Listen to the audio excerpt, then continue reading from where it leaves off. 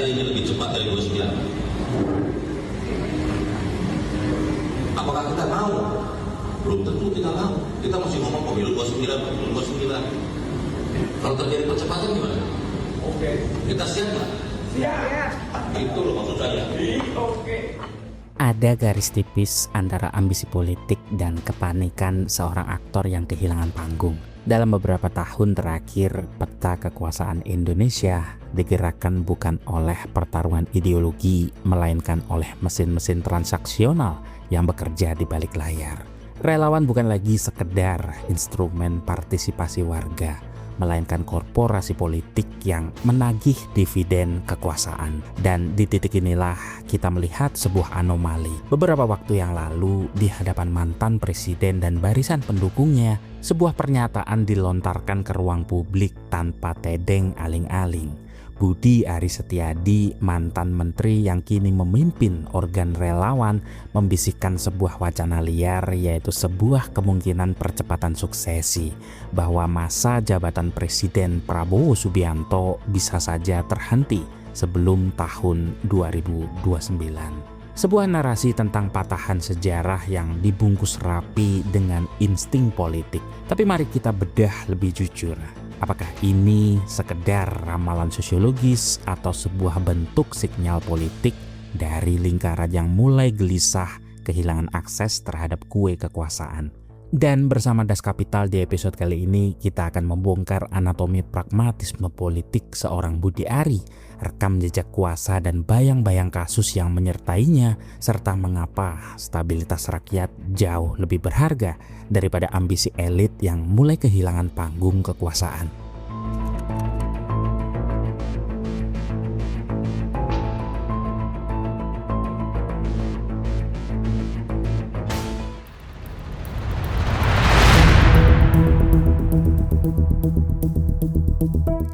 Dalam diskursus politik modern, sebuah wacana tidak pernah lahir dari ruang hampa. Setiap kalimat yang diucapkan oleh seorang aktor politik di depan publik selalu membawa kalkulasi, kepentingan, dan pesan yang sengaja dikirimkan kepada khalayak umum. Beberapa waktu yang lalu, panggung politik tanah air mendadak dikejutkan oleh sebuah pernyataan yang meluncur dari bibir Budi Aris Setiadi. Di hadapan barisan relawan dan yang jauh lebih krusial, dia duduk berdampingan dengan Presiden ke-7 Republik Indonesia, Joko Widodo.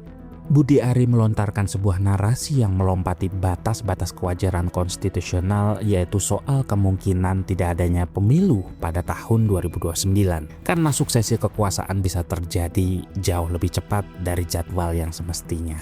Sebagai pandangan dan diskusi, dan menurut saya nanti akan kita diskusikan lagi lebih lanjut, termasuk pandangan plus minus dan sebagainya. Tetapi saya ingin sampaikan, tadi saya sudah bisik ke Pak Jokowi, Pak, kok insting saya ini lebih cepat dari 29? Apakah kita mau? Belum tentu kita mau. Kita masih ngomong pemilu 29. Kalau terjadi percepatan gimana? Oke. Kita siap nggak? Siap. Itu loh maksud saya. Oke. Jangan maksud saya gini loh.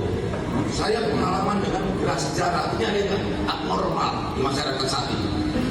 Ini demo Pati, Madura, demo lagi, ikut tandingan. Nah ini udah kayak Pak Swakarsa di 98 ini. Pasti kalah yang preman. Cuma maksud saya terjadi anomali variabel masyarakat yang membuat kita tidak hanya sekedar memikirkan skenario konvensional, langkah-langkah, tahapan-tahapan yang sebagaimana mestinya. Ini terjadi yang namanya, kalau menurut pendapat saya, terjadi yang namanya patahan sejarah. Bagaimana tahun 97 tiba-tiba pemilu berikutnya 99. Dan potensi ini bukan tidak ada, sangat besar. Dengan keresahan masyarakat dan kondisi ekonomi saat ini yang betul-betul tidak membuat masyarakat happy. Insting aktivis saya mengatakan ini ada sesuatu yang lebih cepat dari yang kita bayangkan. Karena itu saya coba mau membuka wacana ya teman-teman, supaya berpikir, jangan hanya sekedar berpikir 29, harus ada pikiran lain, alternatif, manakala terjadi percepatan. Pernyataan ini bukan sekedar celutukan lepas di ruang privat. Ini adalah sebuah bentuk sinyal politik yang terhitung sangat matang.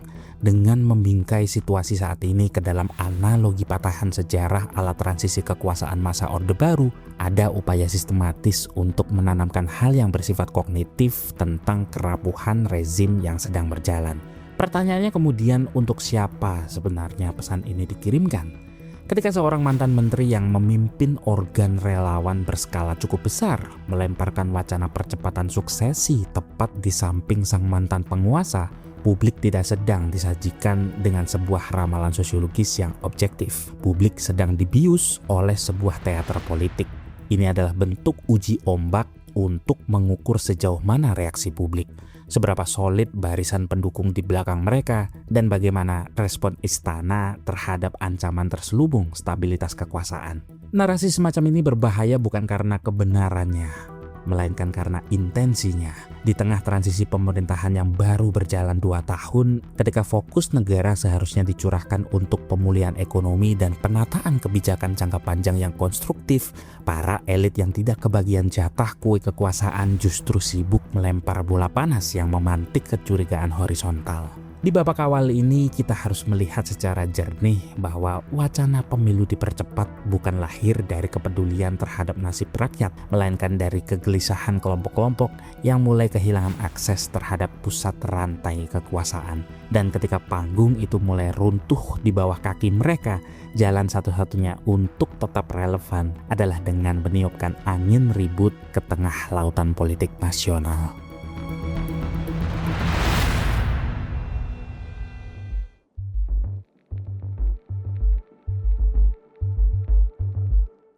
Untuk memahami mengapa seorang aktor politik mampu melompat dari satu mercusuar kekuasaan ke mercusuar berikutnya tanpa hambatan moral, kita harus membedah anatomi dari perilaku politik itu sendiri.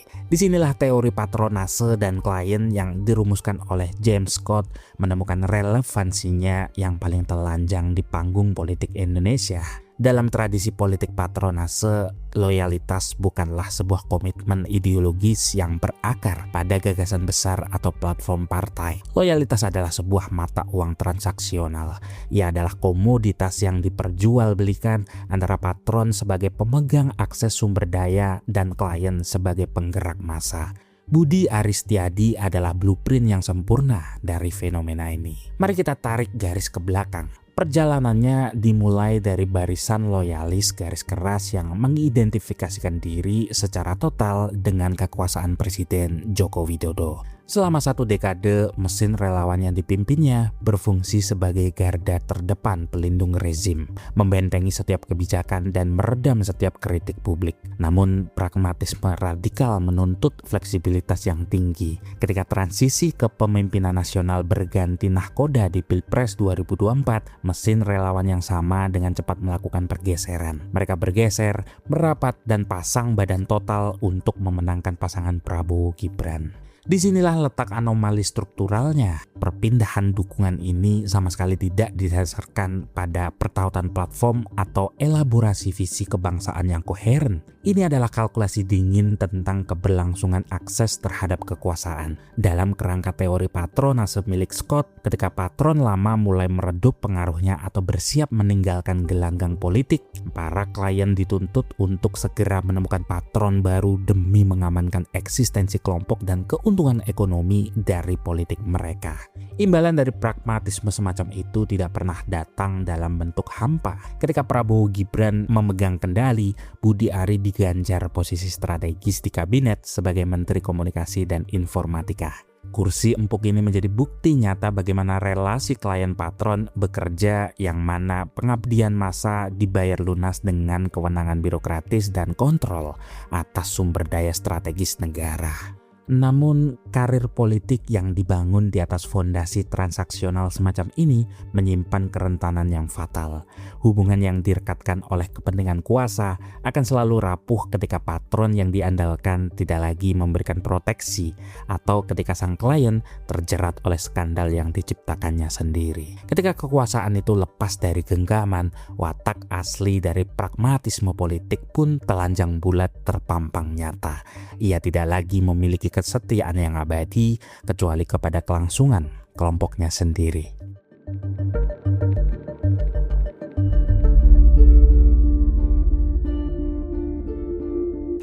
Apalagi di dalam dakwaan itu muncul nama Budi Ari lawan jaksa, sebagai fakta hasil penyelidikan, kan, yang diolah oleh jaksa. Ada nama Adi Keswanto yang merupakan pejabat resmi sebagai tenaga ahli. Tenaga ahli itu diangkat oleh pejabat yang berwenang loh, namanya menteri. Dan dia yang mengoperasikan perjudian itu menggunakan space digital yang ada di Komdigi, makanya ditangkap di sana atau digeledah di sana. Sehingga dengan demikian sebenarnya orang tidak ingin memfitnah sih ketika mengatakan seharusnya itu yang bertanggung jawab Budi Ari. Patut diduga, kalau saya malah diduga keras bahwa Budi Ari itu terlibat di situ. Atau sekurang-kurangnya dia memfasilitasi orang melakukan itu, sehingga berarti bersama dia melakukan itu, ya kan? Kalau selama ini dia mengatakan bahwa itu fitnah, berarti bukan fitnah saya. Bukan fitnah dong. Bukan fitnah karena kesimpulan orang bahwa dia melakukan itu tuh muncul dari pemberitaan ketika digebek, muncul di sidang DPR ketika Menkom Digi Bu Mutia Mutia Hafid. Raker muncul di situ. Kemudian dari pengumuman Polri dalam hasil pemeriksaan, gitu kan, mengindikasikan bahwa ini otaknya semula ini kan ada di Budi Ari, sehingga orang tidak bisa dikatakan memfitnah, ya. Tidak ada kejatuhan di ring kekuasaan yang terjadi tanpa guncangan sebelumnya. Ketika seorang aktor politik terbiasa menikmati fasilitas dan wewenang dari kursi menteri, kehilangan jabatan bukanlah sekedar rotasi birokratis biasa.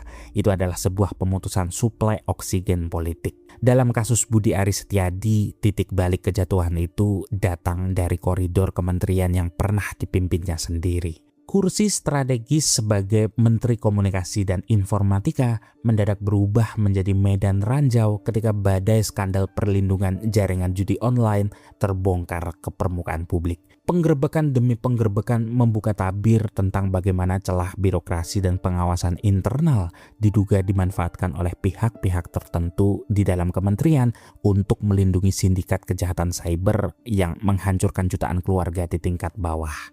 Tentu saja dalam koridor hukum positif, asas praduga tak bersalah adalah benteng yang harus dihormati. Belum ada putusan pengadilan yang ingkrah yang memvonis Budi Ari bersalah secara pidana dalam skandal tersebut. Namun politik tidak selalu bekerja di ruang sidang, politik hidup di ruang persepsi dan tanggung jawab moral. Seperti yang pernah disoroti secara tajam oleh mantan Menko Polhukam Profesor Mahfud MD, persoalan mendasar dari karut-marut semacam ini terletak pada lemahnya lapis pengamanan kebijakan serta penempatan orang-orang di lingkar kekuasaan yang gagal menjalankan fungsi kontrol.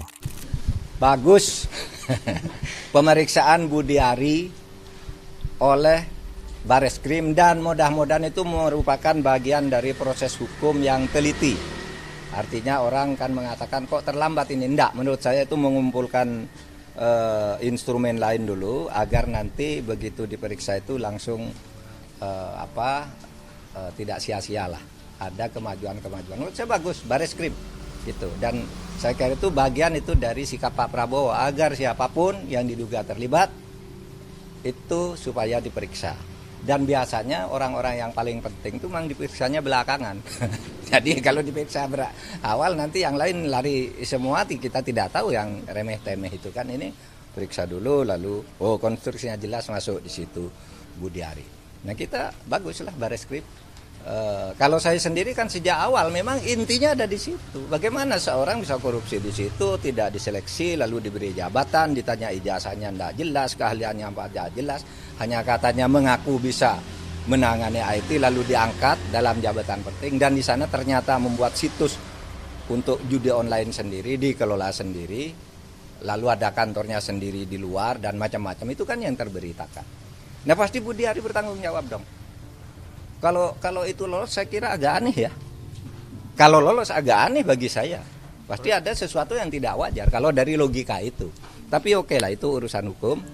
Budi Ari berhak membela diri dan mencari pembela yang terbaik. Seperti halnya penegak hukum harus bekerja sungguh-sungguh. Pembela sekelas apapun harus bisa dilawan. Kan gitu cara penegakan hukum itu.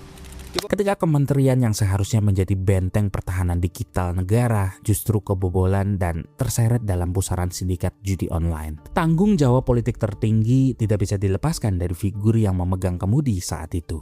Tekanan publik yang masif pada akhirnya memaksa rezim untuk bergerak. Reshuffle pun terjadi dan kursi empuk itu terlepas dari genggamannya.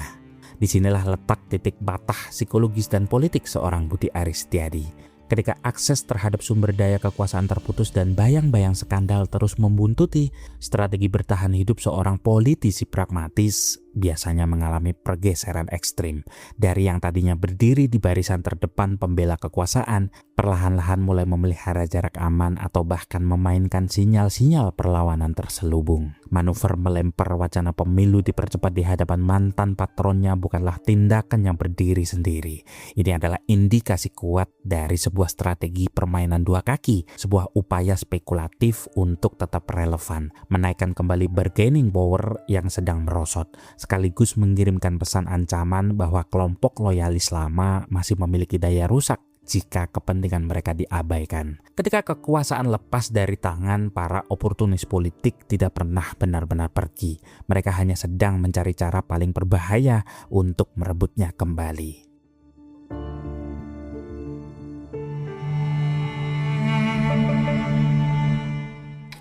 Mengapa Jokowi diam, membisu dan tidak mencegah Budi Ari berbicara tentang potensi pemilu yang dipercepat sebelum 2029? Mengapa Jokowi justru terkesan mengamini apa yang disampaikan oleh Budi Ari tentang kemungkinan potensi jatuhnya Prabowo Subianto? Padahal seharusnya kalau kita mengikuti logika Jokowi selama ini, ketika banyak kelompok yang meminta Gibran dimakzulkan, Jokowi berbicara tidak bisa ini satu paket. Tapi mengapa ketika Budi Ari Setiadi berbicara tentang potensi jatuhnya Prabowo, mulut Jokowi bungkam dan diam? Budi Ari ini bukannya harus diperiksa kasus dugaan terlibat judol atau pencemaran nama baik terhadap PDI Perjuangan, kok malah nyerocos soal percepatan 2029. Negeri sedang banyak bencana, Kalimantan dibakar, Sumatera belum pulih, NTT gempa, Jawa kekeringan, pemilu 2029 juga masih jauh. Kok bisa-bisanya Budi Ari nyerocos di samping Jokowi soal kemungkinan percepatan 2029? Ini kesannya Budi Ari dan Jokowi yang haus kekuasaan. Jadi presiden 2 periode tidak cukup bagi Jokowi. Budi Ari yang pernah jadi menteri kemudian dipecat jadi menteri juga belum merasa cukup. Di tengah rakyat masih berjibaku dengan asap, reruntuhan dan sawah kekeringan. Kok yang dipikirkan segelintir elit di lingkaran istana lama ini malah skenario percepatan kekuasaan? Bukan bagaimana memadamkan api di Kalimantan, bukan bagaimana memulihkan Sumatera, bukan bagaimana menolong NTT, tapi hitung-hitungan insting soal 2029 yang katanya bisa lebih cepat. Dalam setiap teater politik, sebuah narasi yang dilemparkan ke ruang publik tidak pernah berjalan sendirian. Ia membawa daya rusak yang bekerja melampaui kendali penciptanya. Ketika Budi Ari melempar wacana liar tentang kemungkinan suksesi yang dipercepat, mesin persepsi langsung berderit kencang. Di balik layar, riuh rendah upaya penyelamatan citra sempat terjadi. Ada klaim dari lingkaran pendukung Jokowi yang menyebutkan bahwa di penghujung acara tersebut sang mantan presiden sempat menyatakan ketidaksetujuannya secara langsung terhadap narasi pemilu dipercepat yang dilontarkan Budi Ari. Namun dalam hukum besi informasi hari ini, klarifikasi semacam itu tenggelam dan gagal terekspos ke ruang publik luas. Yang beredar, viral, dan ditelan mentah-mentah oleh masyarakat justru potongan pernyataan provokatif Budi Ari seorang diri. Akibatnya bisa ditebak, gelombang reaksi berantai dan kecaman tajam meluncur deras dari barisan pendukung garis keras Prabowo Subianto. Disinilah letak bahaya laten dari intrik para elit. Mari kita letakkan akal sehat di atas meja. Prabowo Subianto bukanlah dewa yang turun dari langit dengan tongkat sihir yang mampu menyulap Indonesia menjadi negara adidaya dalam waktu semalam. Tentu ada banyak kekurangannya sebagai seorang pemimpin dan realitas itu tidak untuk ditutup-tutupi. Namun menjatuhkan pemimpin di tengah jalan adalah ide terburuk yang pernah ada dalam sejarah krisis bangsa. Gonjang-ganjing perebutan kekuasaan di tingkat elit tidak akan pernah melahirkan perbaikan. Ia hanya akan membinasakan rakyat kecil. Di tengah kondisi perekonomian yang sedang tidak baik-baik saja seperti hari ini, di mana beban hidup semakin menghimpit, pernyataan-pernyataan spekulatif semacam itu ibarat percikan api di atas lahan yang kering yang sangat mudah menyulut kebakaran hebat di akar rumput. Sikap Das Kapital sejak awal kepemimpinan Prabowo Subianto selalu tegas dan konsisten. Kami tidak pernah ragu untuk mengkritisi setiap kebijakan yang kiranya kurang tepat, keliru, atau melukai keadilan sosial. Tapi tidak pernah sedikit pun terbersit di dalam benak kami untuk menginginkan pergantian presiden secara inkonstitusional. Jika memang mau ada suksesi atau pergantian kepemimpinan, jalurnya harus secara konstitusional murni di kotak suara pada Pilpres 2029 nanti. Jangan sampai intrik politik elit membuat ekonomi rakyat di bawah semakin hancur hanya karena ego dan nafsu kuasa yang tak terbendung. Sebab pada akhirnya kekacauan inkonstitusional hanya akan melipat gandakan derita rakyat yang tak berdosa. Sebab sejarah telah berulang kali menuliskan sebuah hukum besi yang kejam, bahwa setiap kali para penguasa bayangan dan politikus oportunis mempertaruhkan stabilitas demi syahwat kekuasaan mereka yang tak pernah usai, bukan istana yang runtuh pertama kali, melainkan dapur-dapur di perkampungan sempit yang padam tanpa asap. Dan di atas puing-puing penderitaan itulah para elit penghala krisis biasanya berdiri dengan wajah tanpa dosa, menatap kehancuran yang mereka ciptakan sendiri dari kejauhan.